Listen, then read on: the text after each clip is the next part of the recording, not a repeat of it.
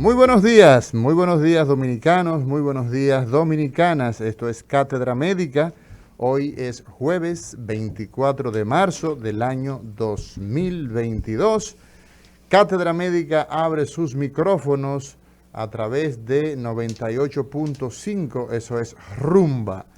Rumba para toda la región de la capital de la República Dominicana, provincia Santo Domingo y todas las provincias aledañas.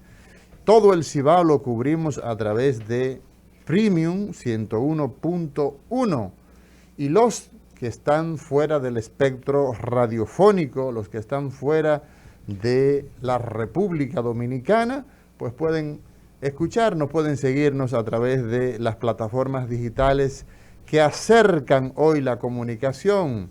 Y estamos transmitiendo a través de Instagram, @rumba985fm. Ahí puede hacer toda la interacción, sus comentarios, sus preguntas, sus quejas, sus piropos. Puede hacer todo lo que corresponda. Hoy, jueves, tenemos al doctor Larry Gómez, psiquiatra, psicólogo clínico y psico-oncólogo. Y estaremos conversando en el día de hoy de trastornos adictivos. Lisania Salcedo, muy buenos días, doctor. Roberto Lafontaine, doctor Nelson Rodríguez Monegro desde Moca, en el segmento Sobre el Escritorio. Saludar a Ismael García en los controles y al señor Isidro Labur. Muy buenos días, Lisania. Buenos días, doctora Mauri García, doctor Roberto Lafontaine, a nuestro querido doctor Nelson Rodríguez Monegro y también al doctor Larry Gómez, que nos acompaña en el día de hoy. Hoy el tema es sobre salud mental, como indicaba el doctor Mauri García, y mucha información interesante, así que el compromiso de ustedes es mantenerse en sintonía con nosotros, porque sabemos que será un programa provechoso. También saludamos a Eridania, claro. Eridania Ramírez, que trabaja con nosotros acá dándonos todas las facilidades, así que un saludo también para Eridania Ramírez. Sí, muy buenos días, Mauri, Liz, Nelson, Larry. Buenos días al público en general. Pero mira, te voy a decir una cosa. Yo voy a decir algo. Voy a hacer un introito al tema. Hay adiciones que son positivas. Por ejemplo, como la del café, ¿verdad? No. Esta adición que tenemos nosotros a ponernos en contacto con la población, porque la salud merece respeto, es una adición positiva. Así es. Vamos a ver qué son las adicciones. Nelson Rodríguez Monegro, muy buenos días. Buenos días, mis compañeros, amigos, colegas. Lisania, Mauri, Roberto, Larry Gómez, el invitado para tratar el tema importante de las adicciones, particularmente en la República Dominicana, y cómo eso influye no solamente en el comportamiento de las personas adictas, sino en su familia y en la sociedad en sentido general. Creo que es un buen tema, muy adecuado para estos tiempos, y esperamos que el pueblo se pueda nutrir de su sapiencia en esos temas. Bueno, Nelson, mira, Salud Pública y el sistema de cárceles de la República Dominicana, el sistema penitenciario, han hecho una intervención en los casos de tuberculosis y, bueno, la Dirección General de los Servicios Correccionales y Penitenciarios. Eso es una dependencia del Ministerio Público y muy particularmente de la Procuraduría, para ser más específico, en combinación con el Ministerio de Salud Pública, relanzaron un proyecto que busca, ¿no?, pues el control, ¿no?, de la tuberculosis en los centros penitenciarios, lugares de hacinamiento, y se ha hecho pues un cribado que consiste en realizar pruebas diagnósticas amplia, ¿no?, para ese grupo etario, ese grupo de personas que están pues limitados de la libertad. ¿Qué opinión te merece esa acción combinada de Procuraduría a través de el sistema penitenciario y salud pública? Yo no sé por qué a las autoridades nuevas que gestionan y administran un país en el ámbito general, sí, y muy particularmente en la salud, le es prácticamente imposible reconocer el trabajo de administraciones anteriores. En vez de decir que van a lanzar un proyecto, debieran decir que le van a dar continuidad a lo que venía haciéndose desde hace muchos años, habida cuenta de que el programa de lucha y control, prevención y control de la enfermedad es uno de los programas más exitosos que tiene la República Dominicana hasta antes del COVID-19. Incluso un programa que había ganado premio y que tenía financiamiento a través del Fondo Mundial. Ese financiamiento que se da para 3 entidades como es el VIH-Sida, la tuberculosis y la malaria. Entonces, había todo un trabajo articulado del Ministerio de Salud Pública, el programa de lucha contra la tuberculosis y todo el sistema penitenciario.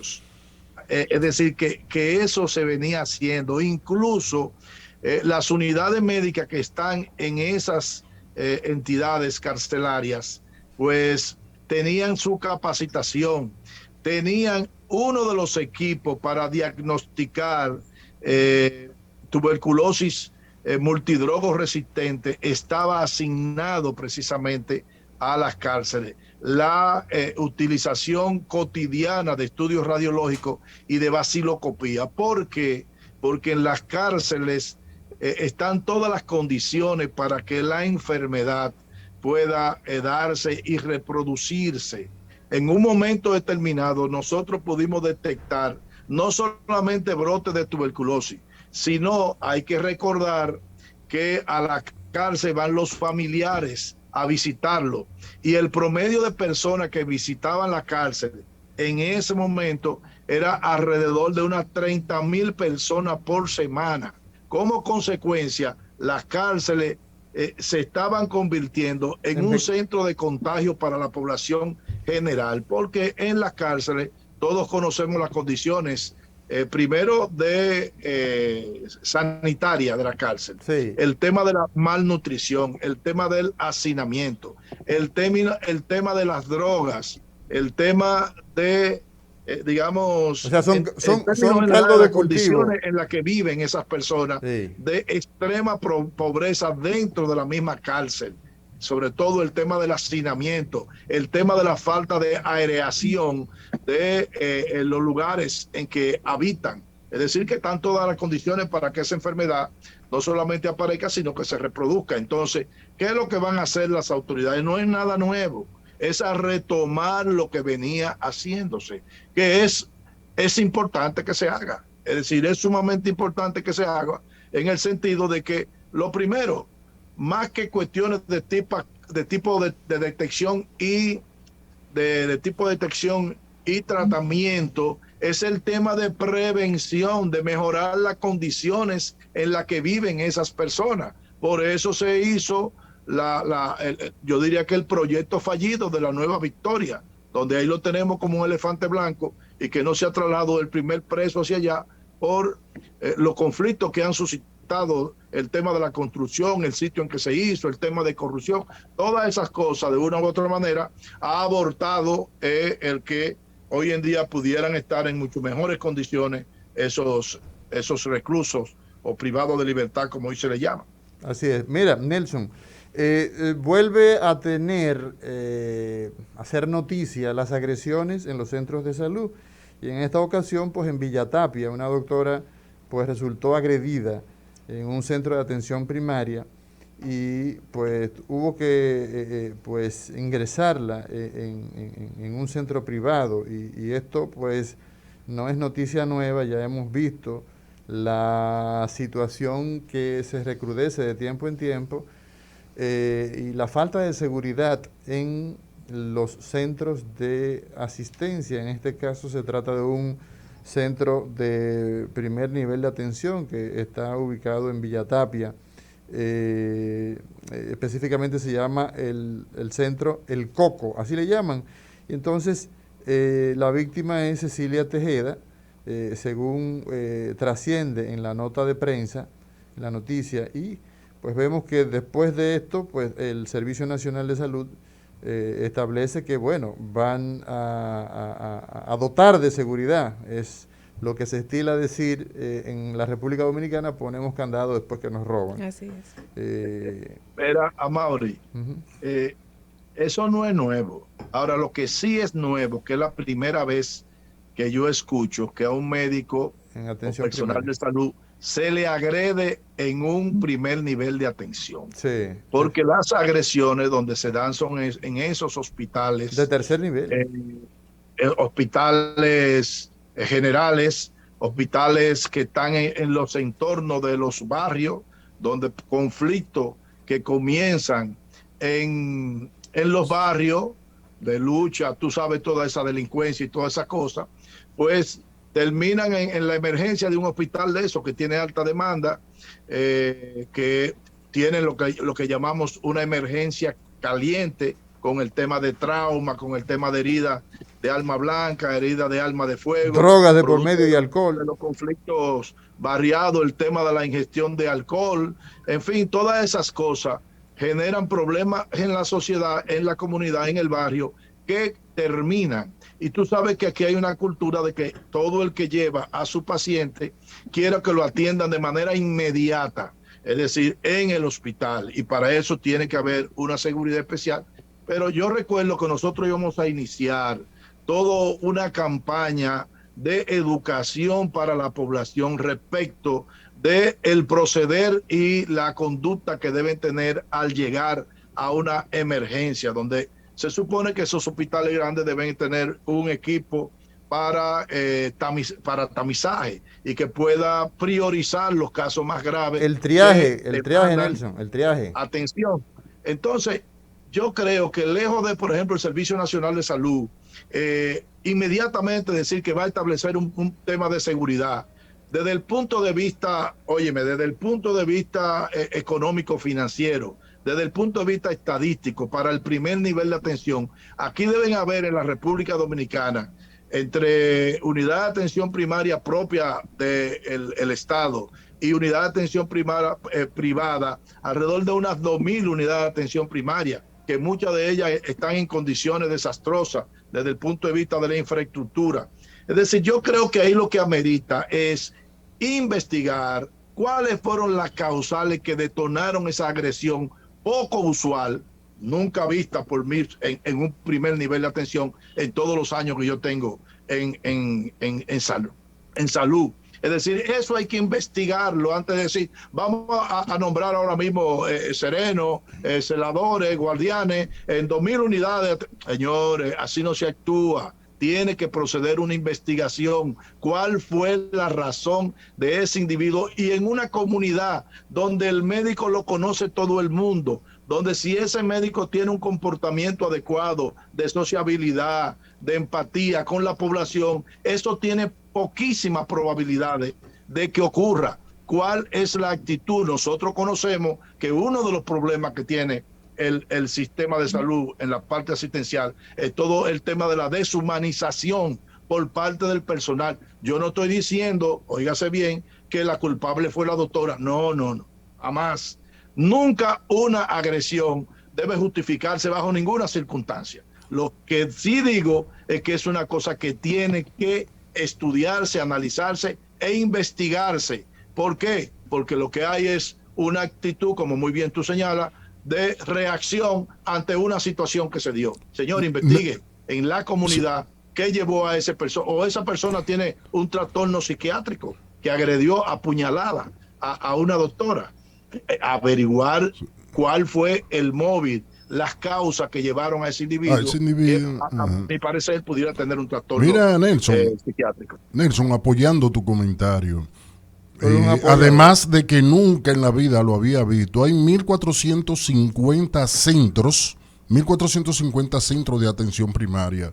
Tú sabes el personal militar que se requeriría para colocar protección. Sí, es lo mismo. La mayoría de esos centros tienen un vigilante. No, pero yo lo que quiero decir a Mauri, por favor. Ahora, crear una estructura.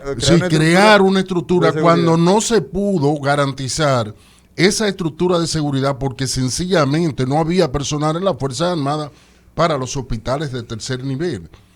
Yo lo que pienso es que esa declaración es una de las tantas declaraciones rimbombantes que hacen las autoridades ahora cuando quieren producir un impacto en la población de una capacidad de gestión que real y efectivamente no han demostrado. ¿Entiendes? Porque es imposible pensar que cada uno de esos 1.450 centros, además de que no lo necesitan, van a tener una seguridad militar y policial. Así mismo. Y además, Roberto, lo que tienen es sereno. No tienen gente que trabaje en ese sentido en el día. Es en la noche y no todas tienen sereno. Porque nosotros vimos, yo siempre fui opuesto a que médicos pasantes del sexo femenino estuvieran en lugares de alto riesgo. De alto riesgo, se comprende. Yo recuerdo perfectamente uno de tantos que ocurrieron, de doctoras que iban a centros muy distantes, en áreas rurales, y que aparecían tipos que querían forzarle la puerta para violarla, acosarla. Es más, yo recuerdo un caso donde el papá de la doctora iba a acompañarla de esos sitios donde que iba a acompañar a su hija los días que se quedaba en la clínica en la noche. Oiga eso. Mira, Nelson, definitivamente que mi opinión respecto de esta situación es que el sistema tiene que ser más proactivo, más preventivo y no más reactivo,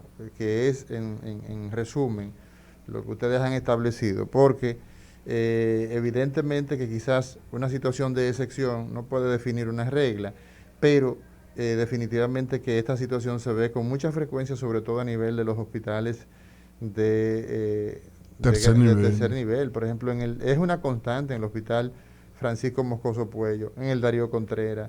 En todos esos lugares se ve con mucha frecuencia esta situación.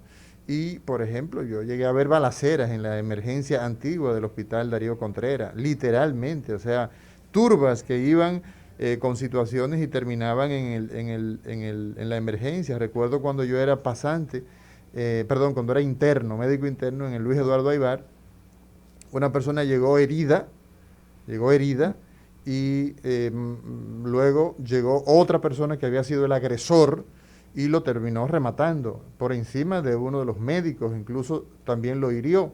Entonces, pero en este litoral es poco común, sin embargo, eso no significa que se tomen las previsiones. Mira, hay un tema, Nelson Rodríguez Monegro, desde Moca, en este segmento, sobre el escritorio de Cátedra Médica, y es que el presidente del Colegio Médico Dominicano entra en desacuerdo con el doctor Mario Lama del Servicio Nacional de Salud con relación a las residencias médicas. El presidente Zenén Cava pues explica que uno de los ejes centrales que tiene su gestión es el tema de las residencias médicas y en este sentido pues establece que había conversado, le había planteado al presidente de la República la necesidad de establecer residencias en distintas provincias del país, o sea, residencias específicas, pero que esto pues veía la negativa y el desacuerdo por parte del Servicio Nacional de Salud, que contrario a lo que se está planteando, pues busca reducir de unas 1.100 a unas 950 por falta de recursos económicos, que es una carta que envía al Ministerio de Salud Pública, el Servicio Nacional de Salud. Entonces, el doctor Cava lamenta, ¿no?, que no se reconozca la importancia que tienen los especialistas para las provincias, las ciudades y sobre todo la sobrepoblación que hay en distintas partes, como el caso de Santiago de los Caballeros y naturalmente la capital de la República, pero que las ciudades, las provincias lejanas tienen mucha dificultad para el tema de contar con especialistas. Mira, Amaury, yo te diría que ninguno tiene la razón. ¿Cómo va a ser? Porque el enfoque que están tomando es un enfoque totalmente erróneo. La posición del presidente del Colegio Médico, el doctor Zenén Cava, es una posición de buenas intenciones, porque él entiende que en la medida en que la mayoría de la provincia o los municipios cabecera existen residencia médica, esos especialistas que se forman en esos sitios tienden a quedarse en el lugar. Ahora, ¿qué ocurre con él? Que él pierde de vista lo siguiente. El problema es de que para tener una residencia médica, usted tiene una serie de condicionantes. Primero, usted debe tener una universidad que avale esa residencia médica. En segundo lugar, que esa universidad tenga un programa de formación para ese tipo de recursos humanos, digamos en el área de pediatría. ¿Y cuál es el programa de formación teórico práctico que tiene? Una pregunta, Nelson. En tercer lugar, ¿cuál es el cuerpo de docente que tiene para esa especialidad? En cuarto lugar, ¿cuál es el establecimiento de salud público y privado? Y si ese hospital o clínica tiene las condiciones desde el punto de vista de la especialidad de que se trate, el servicio desarrollado, que tenga una demanda de servicio dirigida precisamente a esa especialidad, que cuente con la tecnología para hacer diagnóstico, que tenga las condiciones para recibir ese personal y que esas condiciones, además de la parte de infraestructura física, de comodidades, pues esos estudiantes en formación de esa especialidad tengan acceso al conocimiento a través de biblioteca, a través de todas esas revistas internacionales que hoy en día se pueden hacer suscripciones. De modo que no es porque yo quiero, ahora yo quiero que me digan cuáles son las condiciones. Aparte de eso, nosotros tenemos especialidades, digamos, pediatría, aunque conozco las condiciones prácticamente la mayoría. Usted se forma especialista en el Robert Rick Cabral de pediatría. Se forman en la maternidad, el materno infantil San Lorenzo de Los Minas. Y se forman pediatras en el Hospital Arturo Grullón de Santiago. También forman pediatras, si mal no recuerdo, la Fuerza Aérea, en la Unión Médica. Es decir... Sí, y también los hospitales militares. Los hospitales militares. Sí. Qué bueno que ustedes lo mencionan. Qué bueno que lo mencionen. No, pero déjalo ahí, Nelson. Déjalo ahí. No. Pero, óyeme, no, porque yo tengo que terminar el comentario, el por qué yo digo. No fuña con los guardias, Nelson. De eso no es con los guardias, es con la residencia. ¿Qué resulta? Ponte el Ramón de Lara. Van a hacer el programa. Que tenía alrededor de unos 60 residentes de ginecobstetricia. Y creo que las camas de ginecobstetricia no llegaban a 20. Entonces tú me dices a mí, ¿cuál es la formación que pueden tener 60 residentes con una limitada competencia desde el punto de vista asistencial? ¿Cuál es la competencia que puede tener en eso? Entonces, no es el deseo. Aparte de que la residencia en sentido general en la República Dominicana tienen que ser revisadas. Por un lado, siempre el Colegio Médico aupa la formación de nuevos residentes. ¿Por qué? Porque el residente ha sustituido al especialista y eso tiene que ver con la calidad de formación del residente y con la calidad asistencial de eso. Por otro lado, el Servicio Nacional de Salud, su incumbente, se opone porque no tienen recursos.